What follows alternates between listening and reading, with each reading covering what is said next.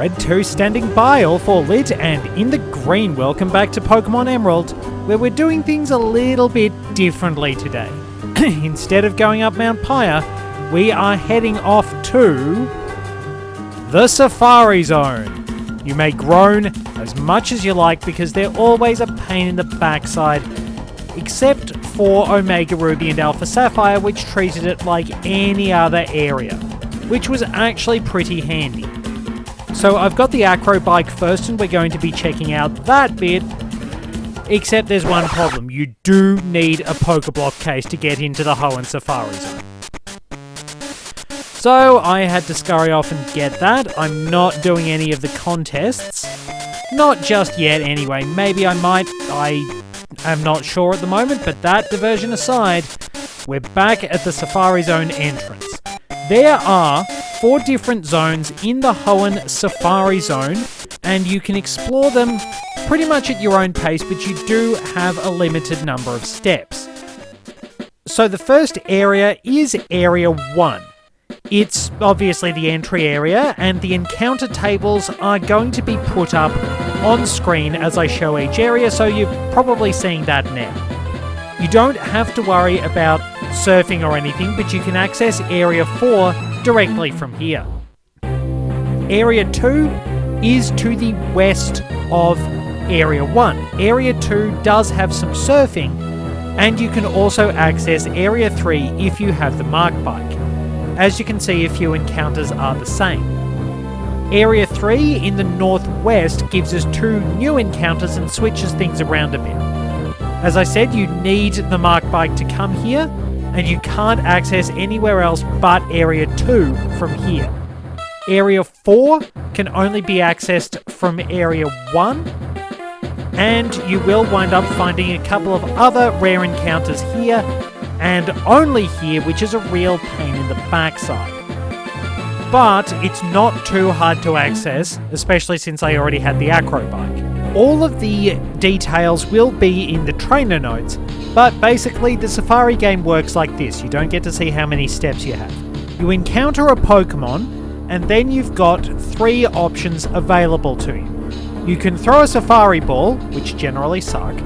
You can throw a Pokeblock, which reduces the Pokemon's chance of fleeing depending on how much it likes it, or you can go near, which increases your catch factor but also increases the chance of the Pokemon running away, its escape factor.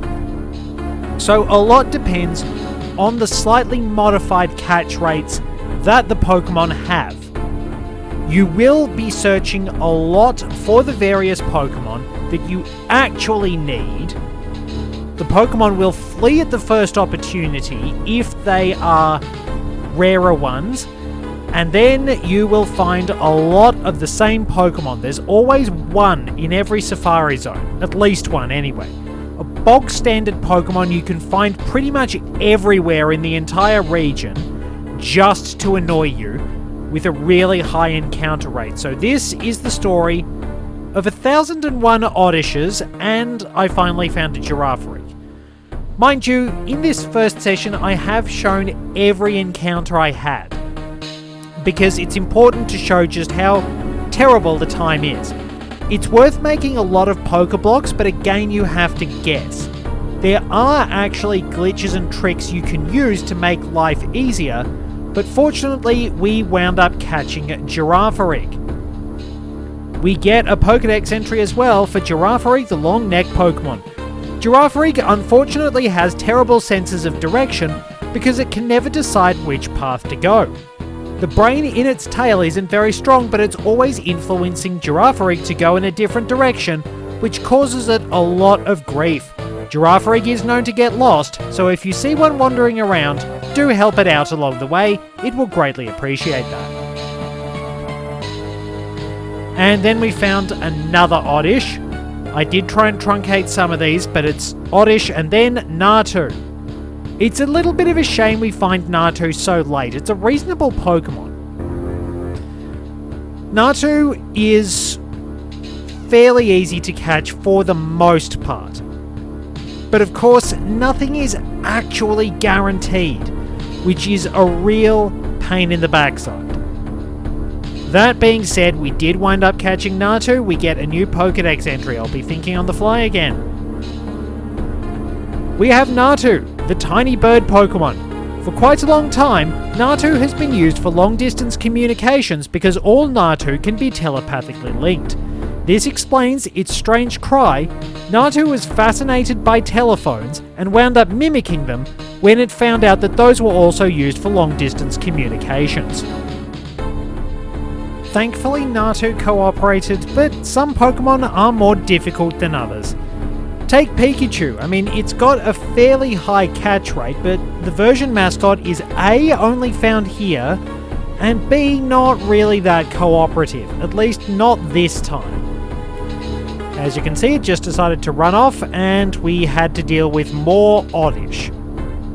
I don't know why they put Oddish in there rather than something else, because it's just a nuisance. And you can't even get any experience, it's just an irritating interruption. Girafareg's alright though. So I wound up finding Doduo, thankfully. Doduo's not a bad Pokemon, it's just that it winds up coming a bit late in most of the games you get it. It's admittedly a bit better than Fearow, even though I do like Fearow a lot. Pretty good speed, better attack. And we have Doduo, the twin bird Pokemon. People say that two heads are better than one, and sometimes that is the case with Doduo. They're generally better than Sviolus at syncing up their thoughts, though sometimes they do have separate interests. However, the Doduo will try to team up and work together to think up proper strategies in battle, although sometimes they do go in different directions, which has resulted in them injuring themselves when they try to run in different directions. Even then, it's still rather funny. Then we were back on the search, finding a few of the Pokemon we'd run into before, quite a few of which were Oddish, and we needed Wobbuffet and Pikachu. Naturally, this wasn't very easy, because now you're getting to see what the actual Safari Zone experience is like. You keep running into the same commonplace Pokemon you've been finding all over the dang region, or the ones you've caught fairly easily before, and those rare ones that you had a little bit of trouble with just do not appear. At least 5% can be fairly reasonable. It's not great, but it's better than the 1% chance or whatever of Chansey, and instantly running off the moment you encounter it. This is a pain in the butt in all fairness, but it could be worse. It could be a lot worse, even if, while recording this, I was going slowly mad because I was getting sick of seeing Oddish. It's not even that good. Its move pool has never been that great in all fairness. It's got the usual powder moves, but it just has terrible moves. Petal Dance is still its best. But after finding more Oddish, I eventually got a bit fed up and thought maybe I'd better start speeding this up, because otherwise everybody's going to get ticked off with me. It takes ages to find some of these things, at least until I did run into Pikachu again. You do get better electric Pokemon earlier on. I mean, Raichu's okay, but Pikachu is probably not a great late encounter. It also ran off, which didn't help my mood. And then we had to find more of the same stuff. Honestly, you could probably just grab Manectric and it's doing the same job as Raichu, really. And yeah, there's not a lot more I had to say because I was going slowly nuts. Found another Pikachu, thankfully, and then I decided, well, I might as well just bend the rules a little bit when I'm doing this later on, because I don't want to spend forever and a millennium and a lot of money actually trying to catch Pinsir and Heracross. It's a shame they're hidden in here because they're so good. They're really effective Pokemon, though Pinsir still doesn't learn any bug moves.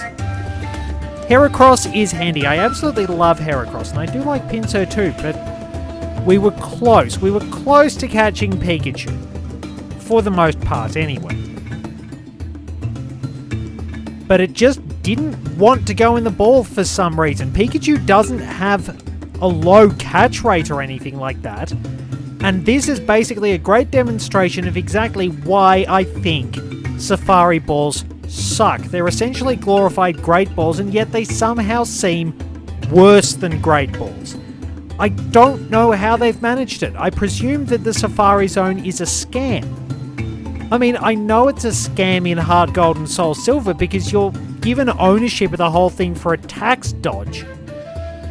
But honestly, the fact that the Pokemon are trained to run off at the slightest provocation, like somebody dropping their hat or there being a Y in the day, and the Safari Balls just do not work, it's no wonder. I mean, it's only $5 to get in, but you keep having to stump up $5 until finally you actually catch the dang series mascot. But anyway, we have Pikachu, the mouse Pokemon.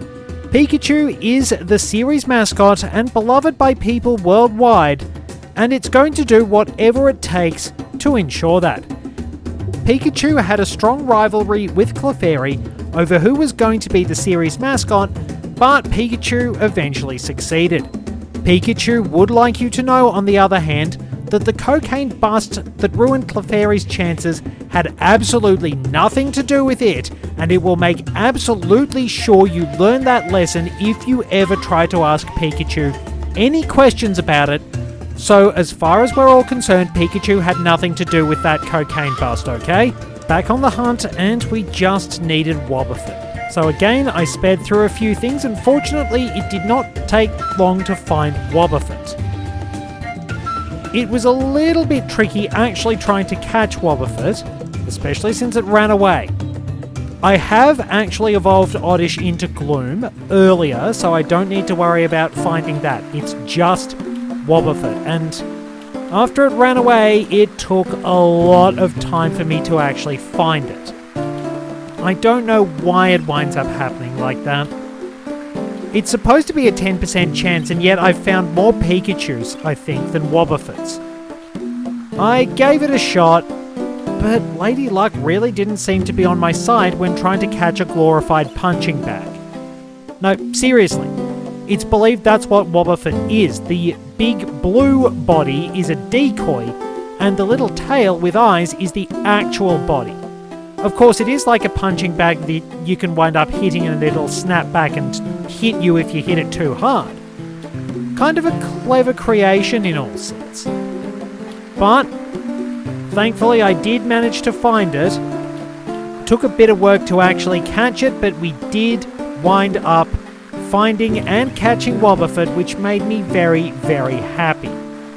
That was Area 1 cleared out, and we have Wobbuffet, the patient Pokemon.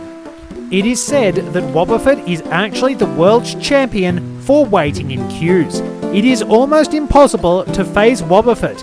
It will be able to handle the most frustrating wait times with a smile on its face, and Wobbuffet is actually well regarded by customer service personnel across the Pokemon world because Wobbuffet is more than happy to wait for things to get organised. However, if you do wind up harassing and irritating Wobbuffet, its patience will run out and it can hit back pretty hard. And that is everything we needed in Area 1. There's a little bit of fishing we can do in Area 2, well, fishing and surfing, but we didn't have a lot of luck first time around. You never quite know what's going to happen with the time limits. The step limit really does stink. I could have gone for the item, but I didn't, because I wanted to grab Psyduck and then I wanted to grab Goldeen. Unfortunately, I did not have a lot of luck getting Psyduck, and I ran out of steps shortly after trying to find it, so that was entirely my own fault. I don't think there's a step limit in the Johto Safari Zone. Really should have got that item. But anyway, take 2, and things went a little bit more smoothly. I only needed the 2 Pokemon from Area 2, and then I had to fully commit to Area 4 and Area 3. It is annoying that you can explore the area with both bikes only in the post-game in Oras. Why didn't they just put gears on the bike? It took them another generation to do that. Bit stupid, but there you go. Anyway, our headache duck did not want to cooperate there, but we can try again. It's just a little bit expensive. It does add up, and unfortunately, sometimes luck is just not on your side. There's not really a lot more to say. You just have to know what's where and how to hunt it down. A lot of it is a guessing game, I'm going to admit that. It's the problem with the Safari Zone. I mean, it's nice to have the sense of discovery, but it's like a really bad gambling habit. You wind up looking around, desperately hoping for that one hit that will make it all worthwhile. That's something different that isn't something ridiculously common in one form or another. And then hoping it doesn't run off and manipulating the mechanics. But we wound up catching Psyduck anyway. And we get ourselves a new Pokédex entry for Psyduck, the duck Pokemon. Psyduck is actually the leading spokesduck for various headache medications across the Hoenn region. Interestingly, because of developments in Pokemon medicine, Hoenn region Psyduck do not actually suffer terrible headaches for very long. This medicine is believed to have developed from medicines in the Sinnoh region, but Hoenn Psyduck can live peacefully going about their daily business knowing that they won't have a lot of trouble. They do have to pretend when they visit other regions though, because it might look a bit odd and the other Psyduck might get jealous. And after all that, it was on to catching Goldeen, which is at least found nearby. Picked up a handy item in a max revive, and then it's time to go fishing. I really hate the fishing mechanics in the Hoenn region.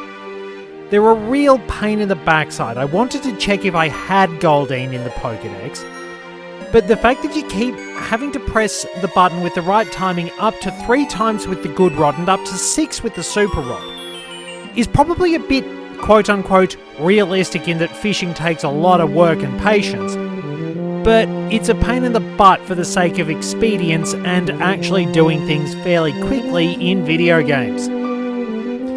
Thankfully, I did wind up finding Goldeen. Reasonable level, but still a ways away from evolving, but we can actually catch Goldeen with some ease, hopefully. Well, yes, very hopefully, it actually cooperated, which was really nice.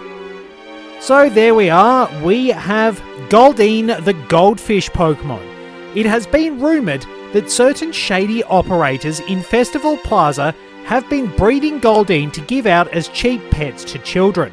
We should know that Goldeen should not be treated like a cheap disposable pet and should be looked after and raised just like any Pokemon. Goldeen can be very capable, even if it doesn't always seem like it. It can be a fun Pokemon to train, so don't bash it around and treat it like carnival goldfish, honestly. And now with Area 2's little bit done, we can move on to Area 4. Sounds like I'm playing Metroid Fusion. Very happy with the Fusion Reborn series, by the way. I was really happy with how the editing came up with that and all the little logbook stuff I did. Anyway, here in Area 4, we can actually find Heracross and Phanpy. We will also have an easy time finding Nato and Xatu, although things don't necessarily cooperate a lot of the time. Phanpy was prone to running away in Gold and Silver, which was a right pain in the backside, because the fast ball was quite naturally bugged. It didn't work. Why are we not surprised though? Pretty much all of the custom Pokeballs, with the exception of the Friend Ball, really didn't work. Anyway, I did wind up running across a Xatu, and there was a bit of a shambles trying to catch Xatu. Do you ever think that time is repeating itself and things are just going in an infinite loop? Because you keep having the same little things happen over and over again? This is what happened with Xatu. It eventually turned into, oh no, the Pokemon broke free. Xatu is watching carefully. Oh no, the Pokemon broke free. Xatu is watching carefully. Oh no, the Pokemon broke free. Xatu is watching carefully. It was ridiculous. I wasted so many Safari Balls. You're seeing the results of it now, and it wasn't even running or anything. It was like it was doing this on purpose, just to spite me. You've got a really good demonstration of how the Safari Zone works today, because it's just that annoying. So many irritations. You don't find what you want. When you do find what you want, it either runs away or it just refuses to stay in the crappy Pokeballs they provide you. It's just dreadful. I mean, I could get in for free under this particular Safari Zone model and they would still be overcharging me. Xatu eventually decided to end my misery, and we set about hunting Phanpy again. It's not bad, it's fully evolved at like level 25, and Donphan is really, really solid. It's just a good ground type all round with some pretty neat stats along the way. It's just a shame it comes so late unless you're playing Crystal.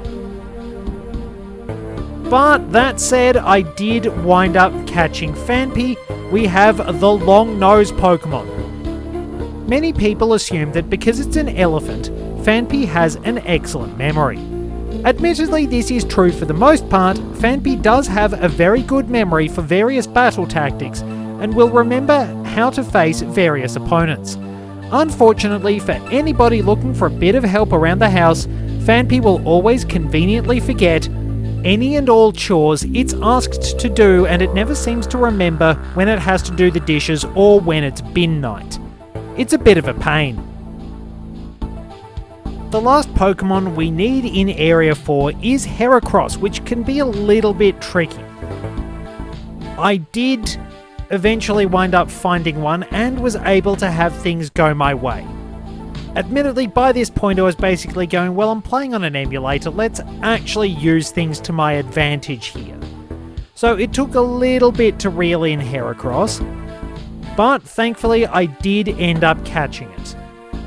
Took me a little bit of work, but we have, once past me actually moves on with various things, Heracross, the single horn Pokemon. Heracross is known to wind up fighting with Pinsir over territory.